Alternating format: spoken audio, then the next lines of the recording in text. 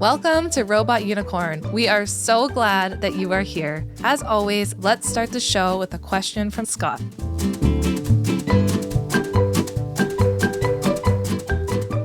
Okay, Jess, I want to start this episode a little bit differently from other ones that we've done. We received in a bunch of the previous episodes DMs and comments about how we communicate and the way we disagree on things. And people seem to think we have a relatively healthy way of communicating with each other, which I would say at this point in our lives is probably true.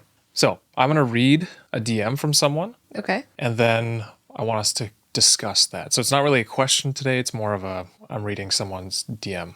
Okay. I love the episode on highly sensitive parents. The one thing that always sticks out to me is your communication. I send it to my husband so he'll learn to be less defensive and actually just talk these things through with me. It's hard because we get into arguments. I guess what I'm asking is, did you guys always have this communication, or is it something you learned along the way? That's a good question. Yeah, I think that's a great question. I've heard that from quite a few people over Instagram, but even in real life that listen to the podcast. Like friends of ours? Yeah, friends, family who listen and they go, oh man, like you and Scott just have such a good communication style. You guys are really good at talking through things, and I'm not there yet with my partner. And were you guys always there? How do you talk so easily and not get defensive and not yell at each other? Yeah, this seems to be a common theme for DMs that we're receiving about our episodes.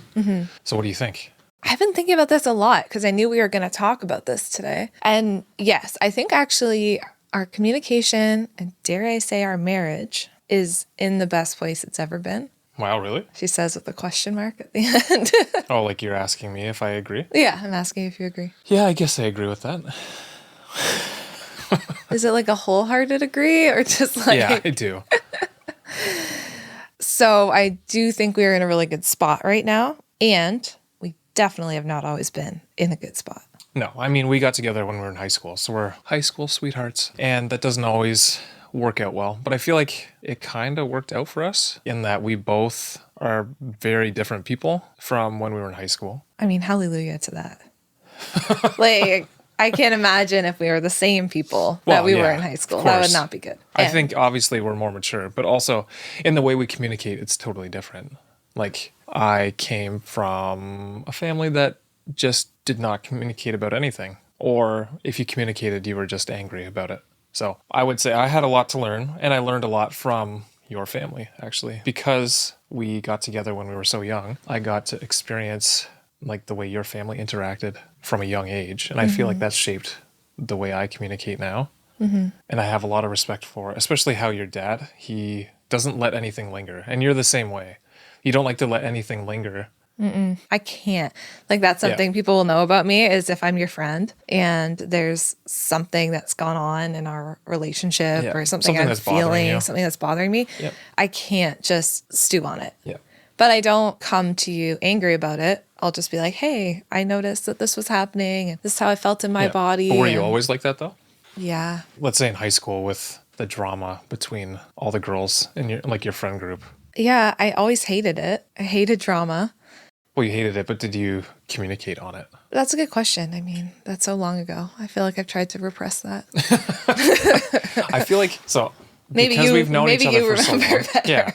I think when we were in high school, you were, like, you're still a mild person, but you were kind of subdued. Like, you didn't really put yourself out there too much. And it wasn't until university that you really pushed yourself to get out there. And then after your bachelor's degree, and then you started working outside, and, like, you were kind of already at that point leading and doing a lot of things. And I feel like you have definitely grown in terms of your confidence.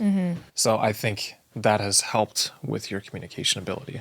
Definitely. So it wasn't always like that, I don't think, for you. Yeah, I think that's fair to say. I think I was much more mild. I would never be the one to fight with someone. Yeah. Like being defensive, being angry, that is not my emotion that I go to. Yeah. It would more be like, okay, I'll just take it. Like more passive, I think. Or like, I got to fix it. Maybe more of like what we call a fawn response, where it's like, no, I just want to make everybody happy with me. I want to make everything perfect. So I'll be nice and I'll be funny and I'll do it. Sorry, what did you call that? A fawn response? Like as have you heard that? A deer? Like a fawn? deer, yeah. Okay. Have you heard that before? No, I haven't. So you have your fight response. Yep. Which that's That's my response. Yeah. Can't say. I know you're. Can't say, but someone in this room has this response. Trying to wink at me as you're saying that.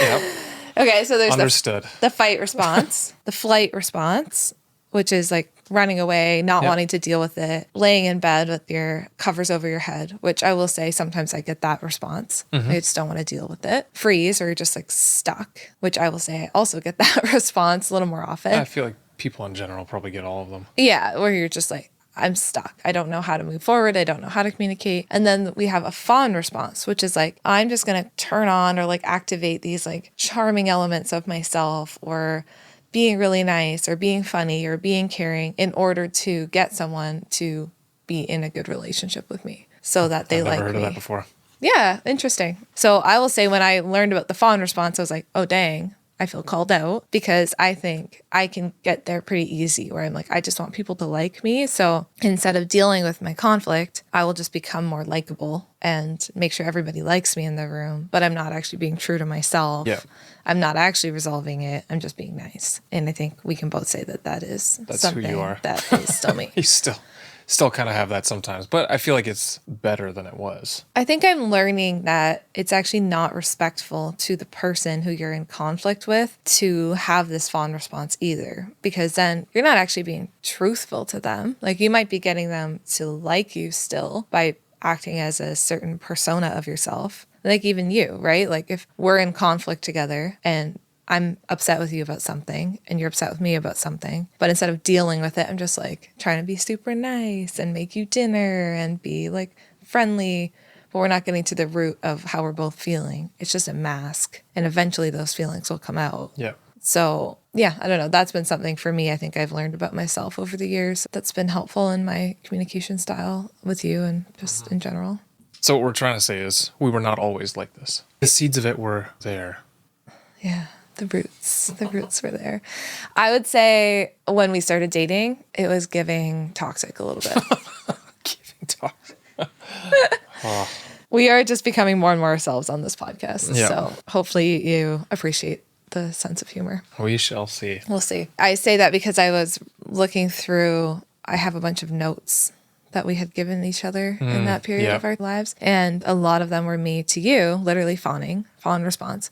I noticed that you're mad today. I don't know what I did, but I'm so sorry. Like, I hope you're not mad at me.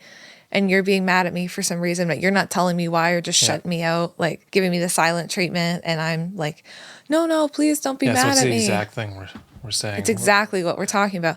And like, honestly, if my daughter wrote those notes to a guy, what I wrote to you, I'd be like, end that relationship right now. Not that I would say that, but that's what I'd be feeling. I probably would. Maybe I would even say it. So I would say when we started, we were two people who... We were immature. I feel like that's the biggest thing. We were very immature. And when you start dating at 16, you're going to be immature. Your brains are not fully developed yet. So it makes sense.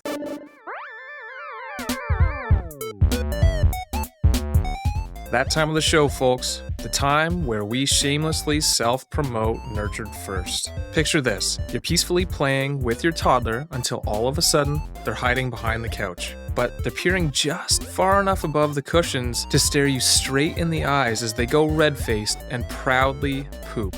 You've tried everything, letting them run around naked, promising them a toy pony if they used the potty, and even contemplated moving to a deserted island where diapers grow on trees. But nothing seems to work. Enter the Potty Toolkit by Nurtured First. This magical bundle of joy is designed to make potty training fun, easy, and, dare I say it, enjoyable for both you and your child. It's like having a team of potty training fairies at your beck and call, without the glitter and creepy wings. The Potty Toolkit is packed with over 40 pages of stories, activities, games, and worksheets that will get your child excited to use the potty. And the best part? It's all backed by decades of research and designed by a team of child therapists who know their stuff. So, if you're ready to ditch the diapers, head over to the link in the show notes and grab the Potty Toolkit for 10% off. Don't wait, go to the link in the show notes and get the Potty Toolkit by Nurtured First for 10% off today using the code ROBOTUNICORN. Your child and your bathroom floor will thank you.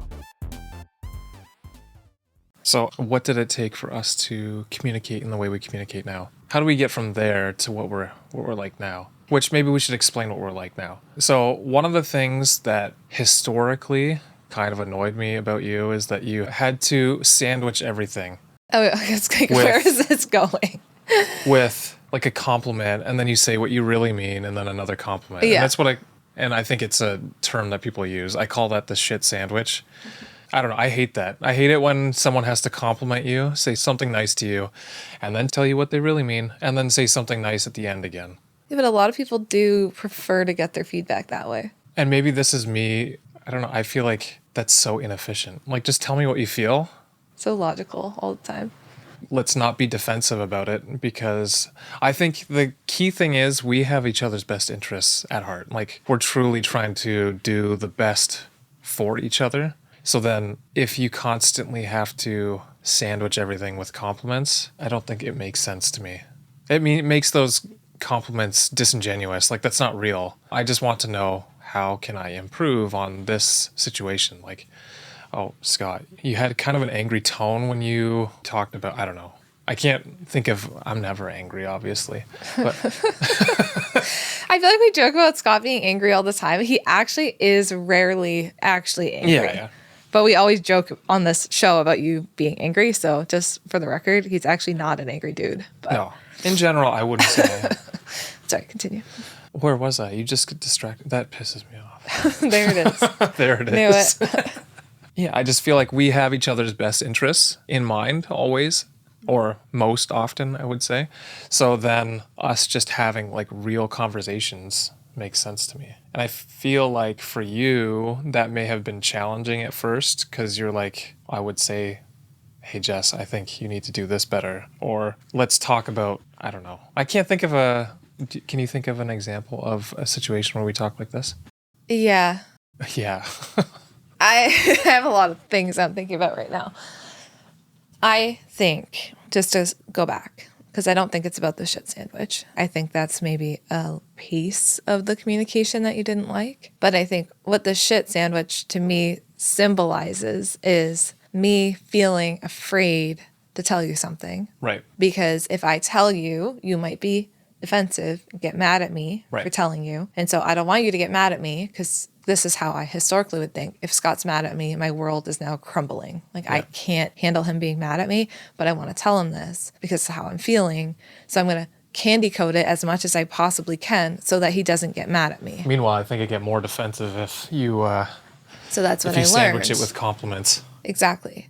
But if I think back to the early days of our relationship or our marriage, you didn't have the coping tools that you have now. So there was two things I think going on. Like, if I were to say, Scott, hey, you're home all weekend and I'm away for the weekend with friends, and I get home and you haven't done dishes all weekend, and I can see the pan from the meals that you've made and everything's messy. This is pre-kids. I don't enjoy coming home when the house looks like that. I'm not going to be excited to walk in the door when it's a disaster, right? That's a fight that we used to have. But I would be worried to say that to you, because your response would be like, well, I'll clean it up. I was going to clean it up anyway, and blah, blah, blah, blah, blah. Like, your response would be angry at me for even saying that. And then if you responded at that time in our marriage with anger at me, and I'm just telling you something about how I feel, now all of a sudden there's this like disconnect in our relationship, and I'm not someone who can tolerate that at that time. Now I feel like our relationship's crumbling. I'm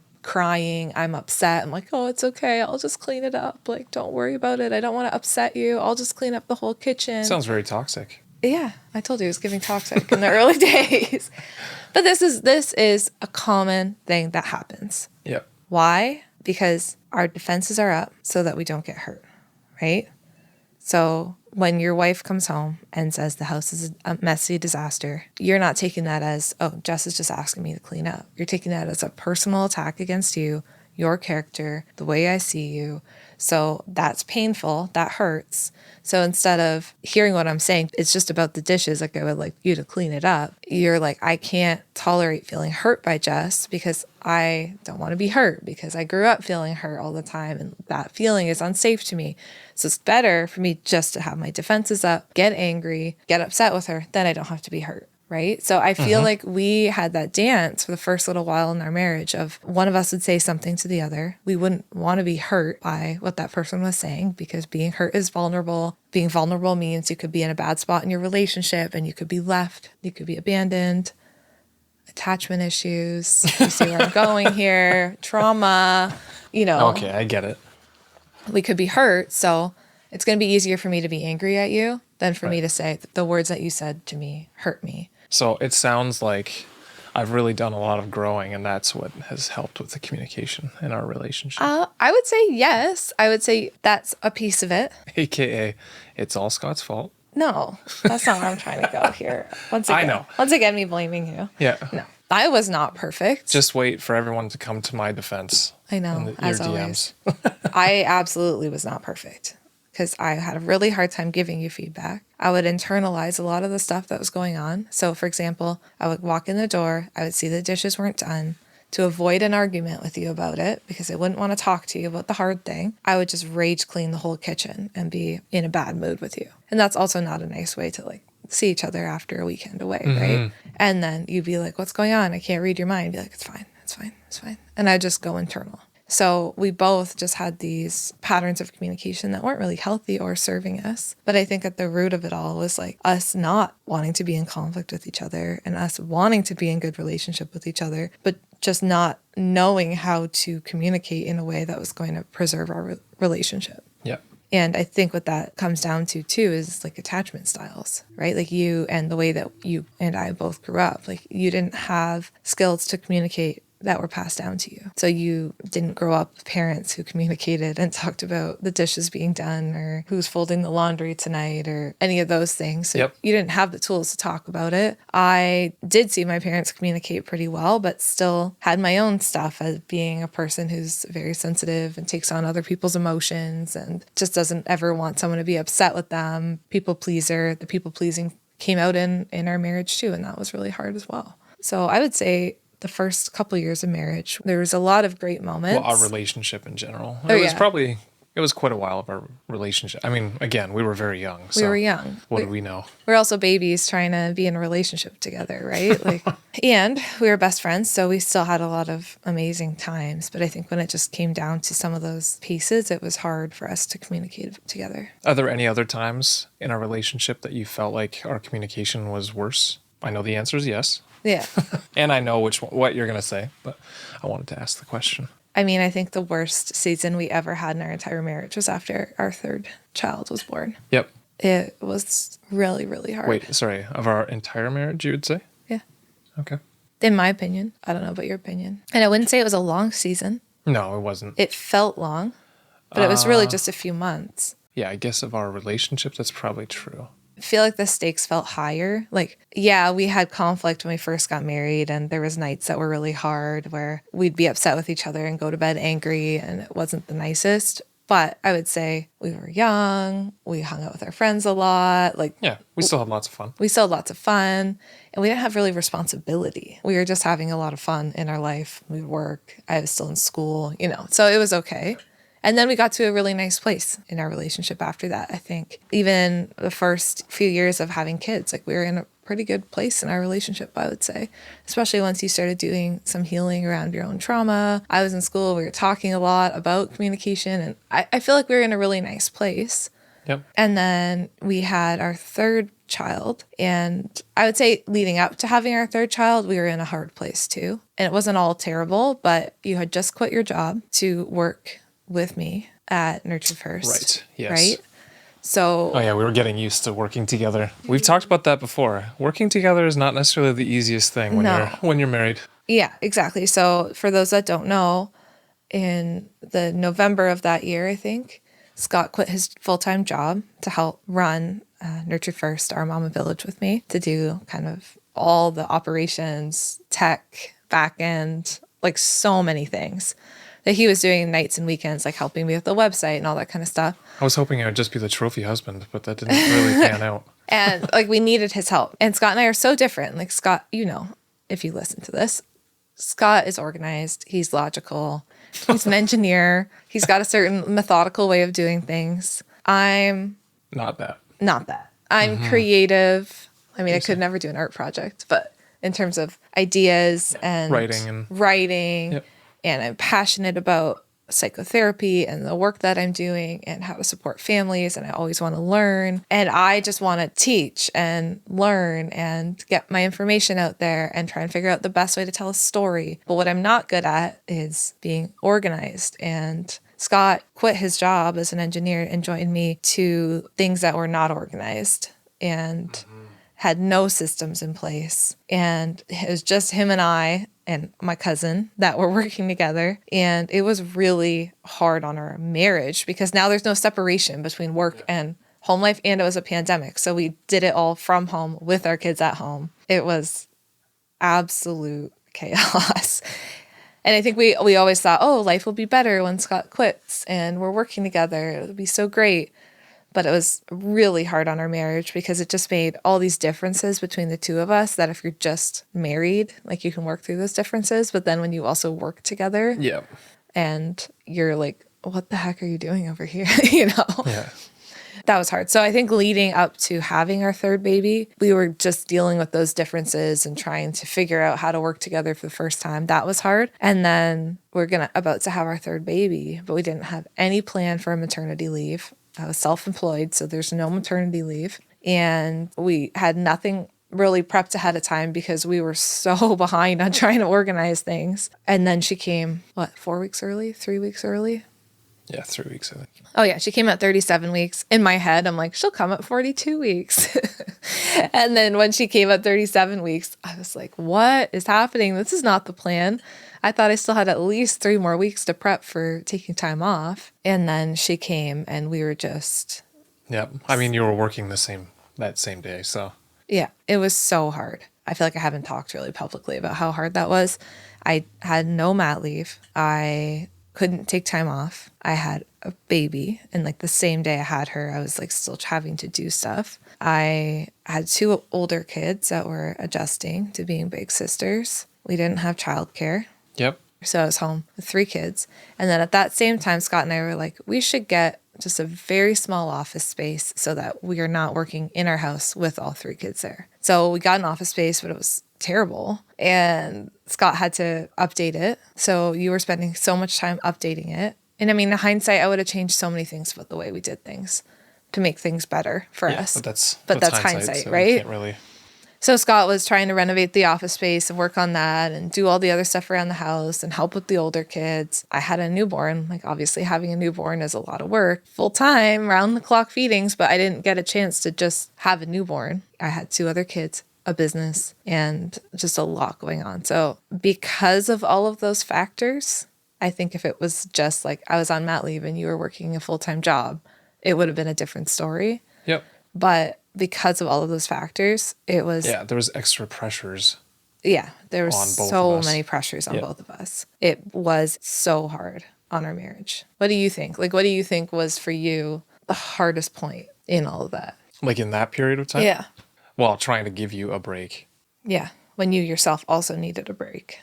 Yeah, like I was trying to do everything I could to make it so that you didn't have to work that much. The thing was, you had so much compassion on me. You're like, I don't want you to have to work like this. But we had no other choice. Like, I was the face of the entire business, and it was now our livelihood. Like, we had to continue working. I think that was probably the biggest. So there was a lot of different things that I had to do in order to try and make that happen. But again, we were newly working together. It was a pretty new business at the time. So all in all, it was just challenging. And we were very tired. I mean, having 2 older kids and a newborn, I mean, you're just tired in general.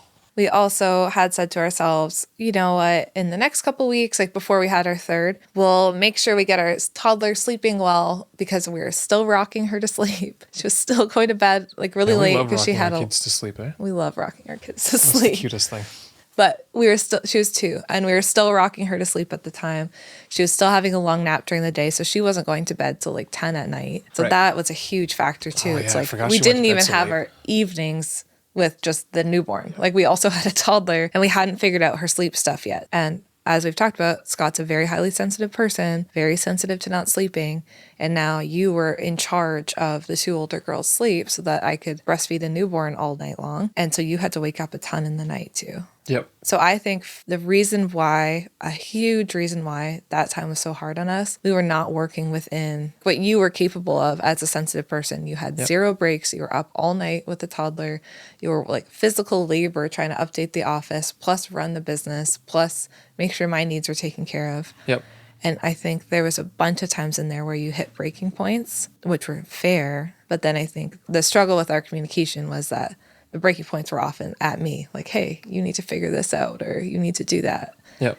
And I would be like, I can't. And then for me, seeing you struggling so much was so hard on me. And also it was really hard on me because I was like trying to take care of the kids and run a business and like do all the things. Plus still having a newborn baby who's literally attached to me 24 hours a day. Like, if we're describing it, it makes so much sense, but it was 100%. Yeah, there's seasons of life where it's more difficult to have that communication because the environment in which you're living, I don't know, it's not conducive to us being in the best mental space. Yeah, and so both of us were in bad mental spaces. We both, I think, found ourselves yelling and angry. Like, I've never been a yeller as a parent. I was in that couple months. Mm-hmm. And we both found ourselves angry at each other, at the kids. So do you think that's the biggest difference to why we communicate so well now? I think going through such a horrible season. And like, when I say that, I mean, like, there are so many nights I feel like I was just like crying in bed. Like, are we ever going to make it? Like, is this going to be it for us? Like, I was also so hormonal and postpartum. Like, I was like, is this it? Like, I don't know. Can we recover from how hard this season is? Yep. And then we did. So, how did we? How did we do it? Maybe we got sleep finally. Yeah, I think there was a huge turning point that I remember, and then we can kind of talk about why our communication's better now. When we went away camping. Oh yeah, yep, that's true. It had been, I would say, there's 3 months of just us just not getting along. We just weren't on the same page. We were constantly fighting. I was like crying myself to sleep with the newborn most nights. And then even if you look at my stories at the time, every single story that I did was like, today was a horrible day. Today was one of the worst parenting days of my life. Like, there is proof just like looking back on the stories from that time. Anyway, and then we went away on vacation as a family of 5. And that was the first time we went away, just us. And I remember on the way there, I was like, Scott, I can't work this week. Like, I have to take a break. I thought that was that year. Yeah, that's right. And you were like, yep, that's fine. Let's just not work for an entire week, which is big for us at that time. Yeah. And let's just spend time as a family. And we did. And I feel like that was a huge turning point for us. Yep. It was like 3 months. Yeah, 3 months. 3 months in. And then we came back from that. We had a couple weeks home. And then we went to the Netherlands for a month with our family to visit family in the Netherlands. And again, that was the same year. That was the same year. That was like right after we went camping. Yeah, that's crazy. And then that also, I think that trip was like the reset that we all needed. Yeah. We were still doing some work on the trip, but we had the girls and we just enjoyed them. And we just spent time with them. And we didn't put too much pressure on ourselves. And I know that the answer is not always like, don't work, because that's just not realistic. But maybe sometimes it's like a reset, like just doing something completely different. And that really helped us on that trip. I remember being like, oh my goodness, wait, do we like each other still? Hold on, are we having good conversations? And I don't think we really argued that entire trip. Like, we just had a really... Not that I can remember. ...nice time. And after that, when we got back, we were like, we need some help. And then we started recruiting the village to really support our family. And the girls went to school. Like, they were home and then they had school. So things shifted environmentally, which helped our marriage, I'd say, substantially as well. Yeah. And I think what we did then in the months following that is we built a sense of safety and attachment with each other.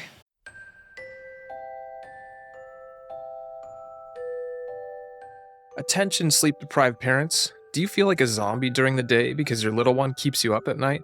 Well, I've got some news for you. You're not alone. I've been there too, struggling to keep my eyes open and my sanity intact. But here's the thing, I refuse to let my kids cry it out alone. Call me a softie, but I believe in being a cycle-breaking dad. That's why I'm excited to tell you about Jess's helpful approach to sleep. Imagine this, a world where bedtime is less of a battle, and you wake up feeling a bit more refreshed and ready to tackle the day. Sounds pretty good, right? Well, it's possible. In the Solving Bedtime Battles course, Jess shares the tools and strategies that have helped thousands of parents improve their child's bedtime routine. We've got practical tips and strategies that aim to not only help your child develop better sleep habits, but also strengthen your bond with them. Whether you've got a toddler, preschooler, or big kid, this course has got you covered. From tackling night wakings to dealing with procrastination and even navigating sibling room sharing, we've thought of it all. So if you're ready to work towards improving your child's bedtime routine and your family's sleep, check out the Solving Bedtime Battles course now. And here's the best part.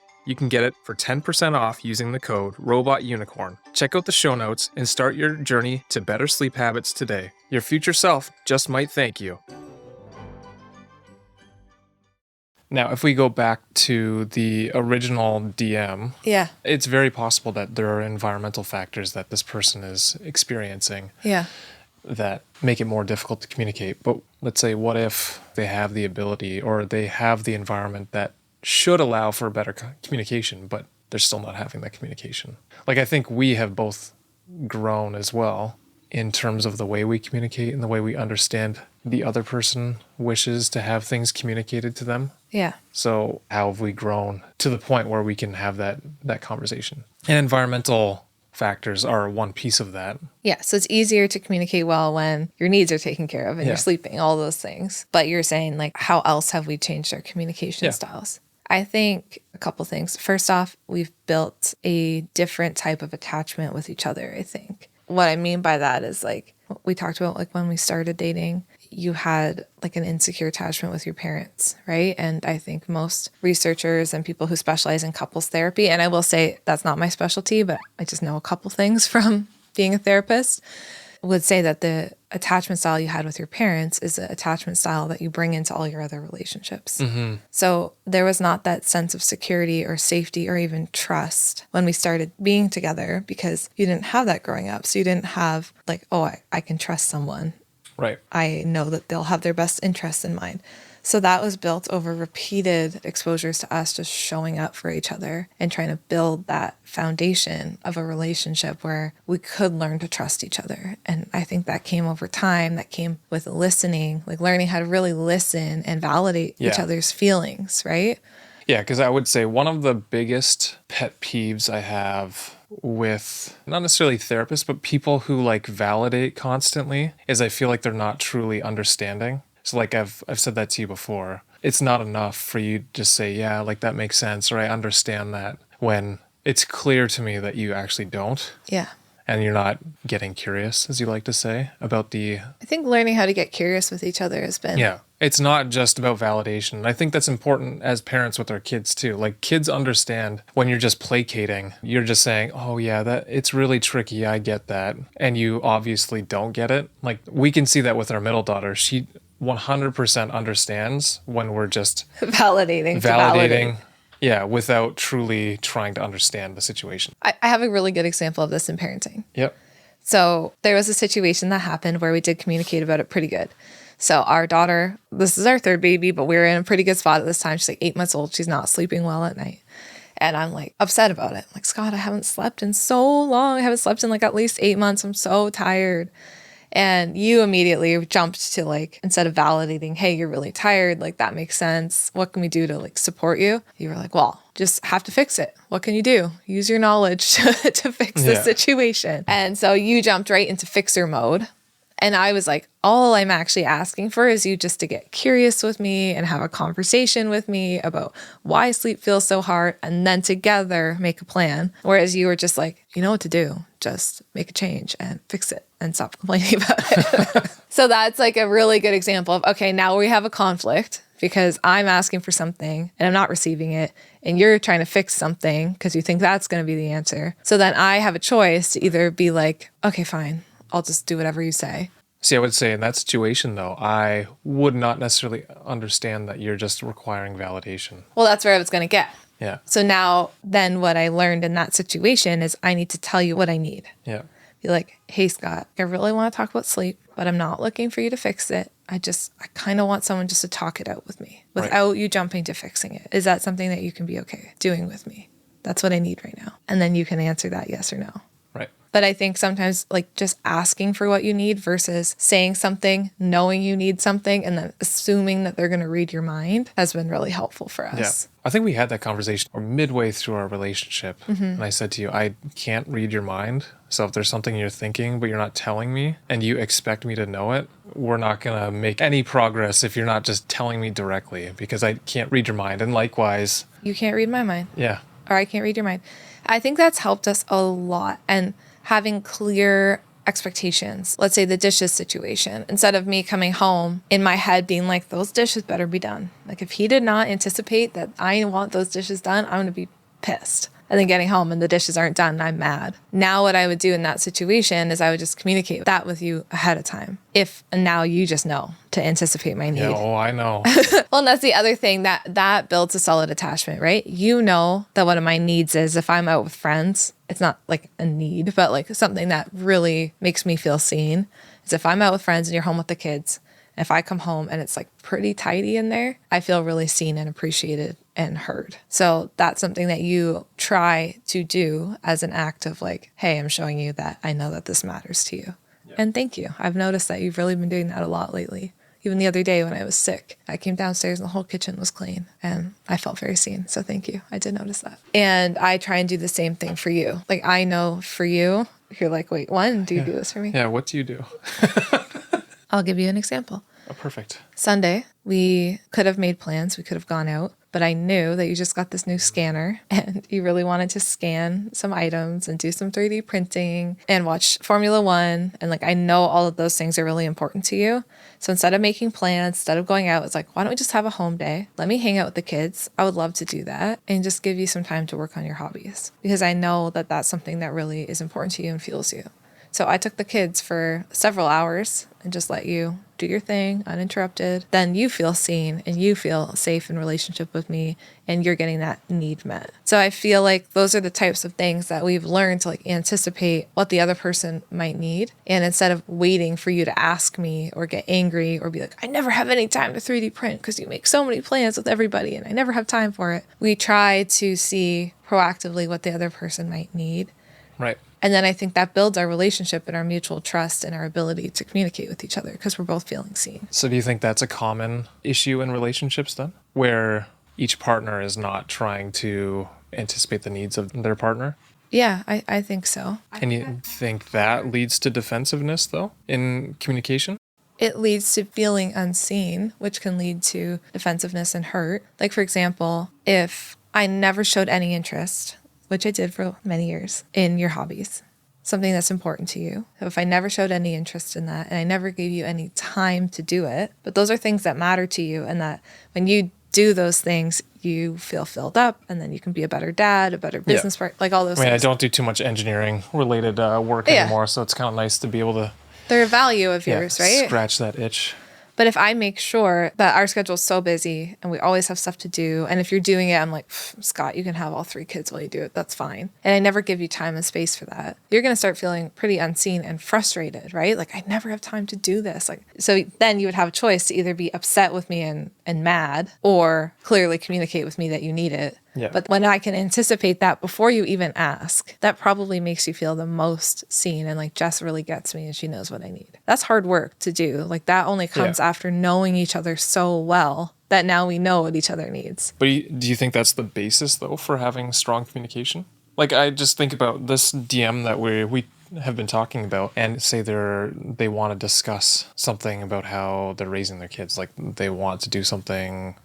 Oh, I see what you're saying. No, I don't think that's the basis. I think that's just something you can do that helps you build your relationship. I don't think that's the basis of strong communication. Well, I think that's what they're asking, though. This person is asking, how do I have conversations with my spouse if they are defensive? How can we have more healthy communication? I mean, there's just so many layers to that question, right? So it's first off, it's the relationship. And that's why I was talking about the anticipating building, right? Like that's one aspect. One aspect is how are you outside of these moments building a strong relationship with your partner. That's where the anticipating their needs comes in. That's where listening, getting curious, outside of the moment where you're having a complicated discussion or something like that. That's where that happens. And then in the moment, it's how are you guys talking about like being defensive? Like, do you even have those conversations about your defenses being up, right? Because a lot of the times we both have walls up. when we're having conversations, and we need to like soften those defenses so that we can have a true conversation where we're not getting angry at each other.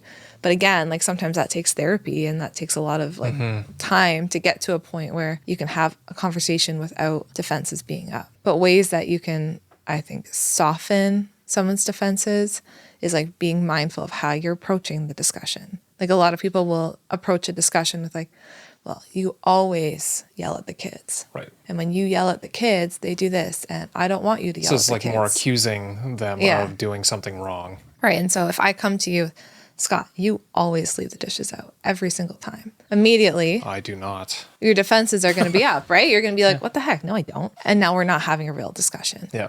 So if we want to have a conversation with a partner where their defenses aren't immediately up, we also have to be mindful of how we are having that conversation with them. A lot of the times we're having conversations like in the heat of the moment. Like you just yelled at our kid, for example, and I'm like, you always yell when she does this. I don't want you to yell like that. You're still going to be defensive, right? Yeah. So if you want to have a real discussion without being so defensive, it's like, why don't we take a time to have this discussion? Well, I guess it's kind of similar to how you talk about teaching your kids when they're teachable. It's the same thing. Have conversations when you can actually emotionally have that conversation. And give yourself some time. Like, I think a lot of us, we feel this like need to like, oh, I have to have this conversation right now.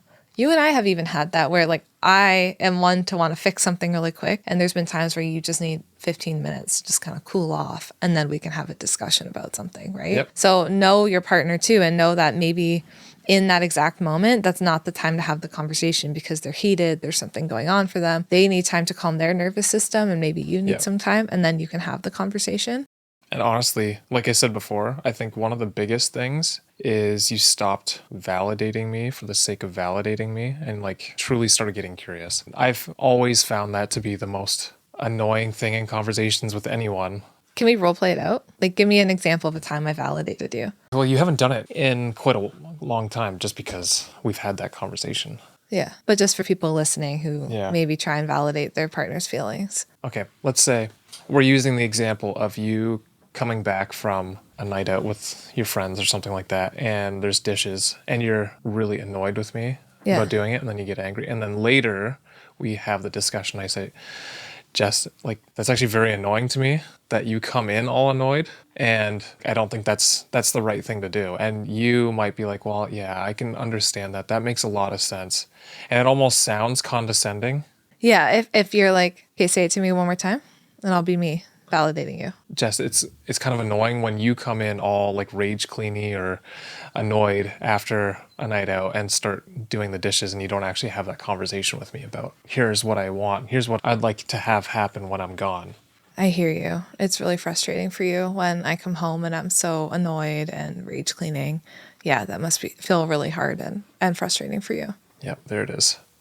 So that's what I used to do, right? I'm trying to validate Scott, but he sees right through it. He's like, you're just trying to validate me, but you're not actually understanding what I'm trying to say. Yeah, and that would just make me more annoyed to be validated because it's not true validation. You're not truly understanding the feeling that I have. So let's role play it again. We'll see if we can get to a point that's better. So say it again.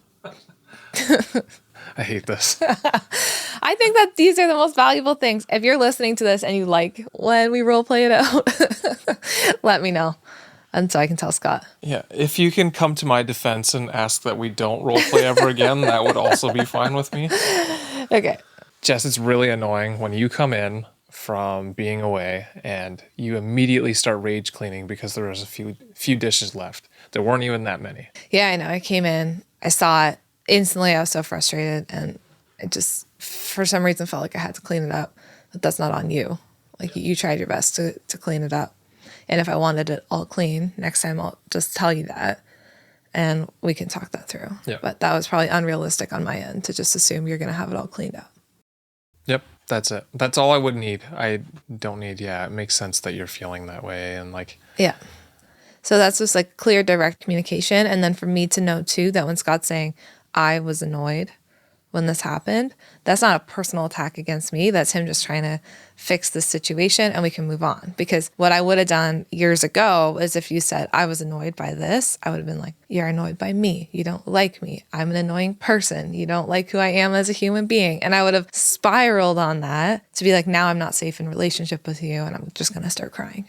Right. So what we need to know too is that when our partner comes to us with something, whether that's in parenting or something around the house, it's not always a personal attack on our character and our relationship with them. They might just be trying to acknowledge something that happened. Is that potentially rare though, that people can interact in that way without feeling like everything is personal? I mean, it took us a really long time to get there. I think communication takes a lot of intentional work. Right. Well, I think we know that in like interactions with people around us, that some people just, no matter what you do, take every single thing you say as a personal attack on them. Yeah. And no matter how you do it, it's always going to be a personal attack. And other people are able to see the difference. It comes down to, again, attachment, relationship, feelings of safety. So if the person doesn't feel safe in the relationship, then no matter what you say, it's going to be taken as I'm no longer safe. Now my defenses have to be up. I have to guard myself, protect myself so I don't feel abandoned, so I don't feel like I'm alone in this world, right? So those feelings, those defensive mechanisms that come up, they're all a way to keep the person feeling safe. But often what they do is they just push you further from each other. And that makes it really hard to actually have a conversation. So I'm thinking more too about the person who messaged us and like what are some other little things that they can do. So we talked about anticipating the need, trying to build relationships outside of those challenging moments. We talked about not trying to come in guns a-blazing to discussions, like wait till everyone's regulated and calm and then have a discussion. Yeah. We talked about trying to avoid blaming statements. Yeah, I think that's probably a big one, is not blaming or accusing each other of doing bad things. Yeah, exactly. You could just be like, Jess, hey, I noticed that you put some things away in spots in our cupboards that I was trying to organize them, and now it looks like there was no reason for me to organize them. What can we do so that they actually stay organized? That's something that you've said to me before. Like coming with curiosity. Disclaimer, nothing has worked. It hasn't worked. It's still disorganized. And so sometimes too, there is that piece of like, what do I need to accept about my partner? Like our job in relationship, and I get this DM also a lot, is like, how do I change this part of my partner? Like, I think when you're coming into a partnership, you shouldn't have the mindset of like, my job is to change them or fix them or make them believe the same things that I do. Yep. A lot of the things that we've grown together is through modeling, me modeling maybe a certain style of parenting and you being like, oh, that's actually effective. Or me modeling a certain kind of communication and you thinking, oh, that's actually nicer when we communicate in this way. Or you modeling making some kind of change in the home and me being like, oh, that's helpful. Like, so a lot of the change that comes in relationship is just through living it out and modeling the way that you want to see things change, if that makes any sense. Do you truly think that that's how we have changed our communication style? I don't think there's any one thing. I think there's so many factors. things. Like if you say, Jess and Scott, why do you guys have so good of communication? I think A, we're feeling safest in our marriage than we ever have. Yep. I think that comes from we are intentionally trying to show up for each other and see each other's needs and help each other feel seen. That comes from me for the first time ever in our relationship being like, I support you and I'm like curious about your hobbies and I'm curious about the things that you enjoy. Like I actually sat and watched a F1 race with you the other day for the first time ever. And I will dare say I enjoyed it. Hey, it's the one Lewis won, and so you and our oldest daughter were very happy. We were very happy. And you, I think more than ever, are like, Jess, you know what? Why don't you like make a plan to go out with a friend one night for dinner? Something like that, right? So you know that that's valuable to me and we are respecting what's valuable to each other. It's making us closer in our relationship. We're learning the ways that each other likes to receive feedback. I'm not candy coating things with you anymore. You might be candy coating things a little bit more with me, like being just a little more delicate in your responses to me because I actually appreciate a little bit more of a delicate approach. I don't need the sandwich, but like, yeah. I also don't want you being like, that was annoying when you said this and this and this. Right. You know? So I think you're being a little more gentle in your approach with me. A little less blunt. A little less blunt. I'm being a little more blunt and we're learning what works for both of us. I think that helps. We're not coming at it with like accusatory statements anymore. Like if you're upset with me, it's not like you always do this and this. And I'm not saying you always leave the dishes out. We're waiting for Do we ever do that though? I mean, in my head. Yeah, maybe in your head. But I feel like we've never been ones to say you always do this or you always do that or you never do this. Yeah, that's not been our thing, but I know that is the case for a lot of people. Yeah. I think our thing was more like trying to have discussions in the heat of the moment and just getting frustrated with each other over little things. I think that's a big one, is having conversations outside of the heat of the moment. Yeah. Like so many times we just both need to just take some time to chill and then we're both like, it's fine. I think we've also learned to let a lot of things go. And maybe that just comes with having 3 kids and being like, life is too crazy to get caught up on if the fridge is messy today or if there's some dishes still in the sink. It's kind of like, you know what? It is what it is. So I think we've also learned to radically accept maybe some of the flaws in each other or some of the things that are different about each other. So we don't let those little things, I'm not trying to make you me and you're not trying to make me you. We are different people who operate differently in this world and need different things. And I think respecting that about each other has helped as well. I think we see the value in each other's qualities. Yeah. I no longer feel like, I have to like make Scott like me and communicate like me and be so organized. And you gave up on that one. Yeah, and I gave up on being organized. No, it's not like I gave up on it, but you gave up on trying to fit me into a mold. I'm not trying to force you to be organized. We're trying to make a system that works for you. Yeah, we're trying to make systems in the home that work for each other. So anyway, that's kind of like a messy answer. And again, I'm not a couples therapist, but what I do know about attachment and defensiveness, I think will be helpful here. And it could be worth going to see a couples therapist too.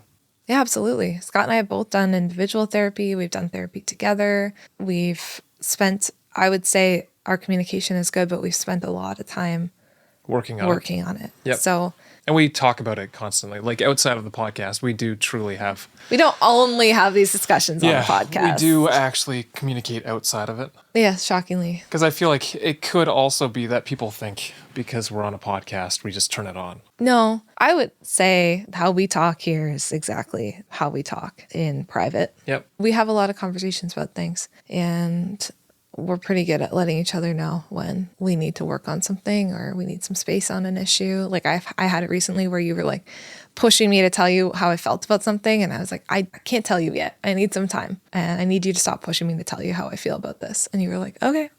And then like the next day I was like, okay, here's how I feel. Yep. But like honesty only comes, we can only be vulnerable and honest and have those kind of conversations when we feel safe. And be a little more blunt with each other if we feel safe. When you feel safe. Yep. And so maybe it's environmental factors that you need to like have let's support. Be real. Having young kids is not easy. Like you're going to be sleep deprived. You're freaking tired. You're sleep deprived. You are up all night.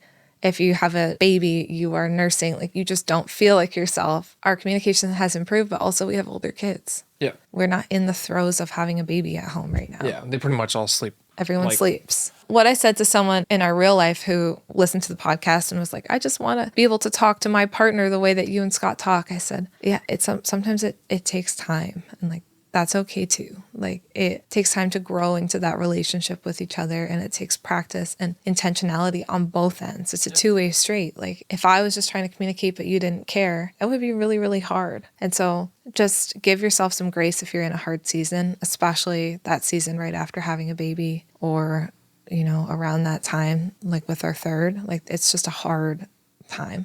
There's some great books out there too that I can try and link in the show notes about how to not hate your husband after kids or something like that I read.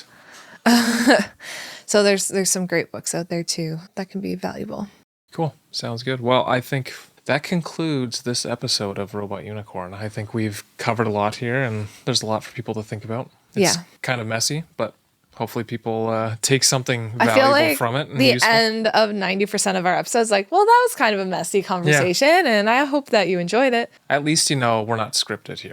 We just have conversations. We base it off of a question or today a DM. So maybe if you have other things that you want us to cover or questions you have for us, you can send us a DM or email or something like that, and we can maybe do a few more episodes like this where we take someone's comment or question and yeah, I think that'd be great. Talk for a whole hour about it. We've got an hour of our time. All right. All right. We'll talk to you later. Thanks. Bye. Hey friends, thank you so much for listening to today's episode. We are glad that you are here. If you enjoyed today's episode and found it interesting, we'd really appreciate it if you'd leave a rating and a review. Scott and I actually sit down together and read them all. A 5-star rating helps us share our podcast and get these important messages out there. Thank you so much for listening, and we can't wait to talk to you again next time.